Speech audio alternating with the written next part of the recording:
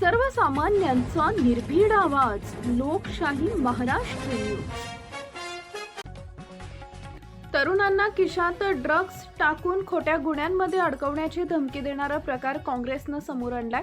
त्याचा एक व्हिडिओ काँग्रेस प्रदेशाध्यक्ष हर्षवर्धन सपकाळ, काँग्रेस नेते विजय वडेट्टीवार, वर्षा गायकवाड यांनी पोस्ट केलाय। मुंबई काँग्रेसनेही हा व्हिडिओ शेअर केलाय। त्या तरुणांना इकडे पुन्हा आल्यास खिशात ड्रग्ज टाकून आत टाकेन अशी धमकी एक पोलीस अधिकारी देताना दिसतोय। मुलांना धमकी देणारे पोलीस ड्रग्ज सप्लायर आहेत का असा सवाल महाराष्ट्र नवनिर्माण सेनेचे प्रमुख राज ठाकरे यांनी केलाय।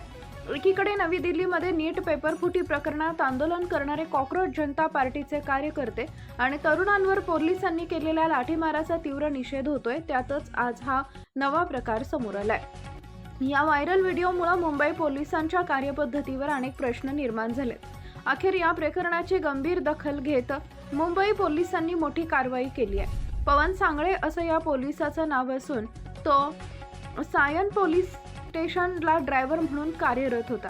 तरुणांना ड्रग्जच्या खोट्या गुन्ह्यात अडकवण्याची थेट धमकी देणाऱ्या या पवन सांगळेला आता मुंबई पोलिसांनी निलंबित केलंय। उद्धव ठाकरे यांच्या शिवसेनेचे नेते अंबादास दानवे यांनी या प्रकरणी सोशल मीडियावर एक पोस्ट टाकली आहे। त्यांनी पोस्टमध्ये या पावडर छाप पोलिसावर कारवाई होणार असा सवाल मुख्यमंत्री देवेंद्र फडणवीस यांना केला आहे।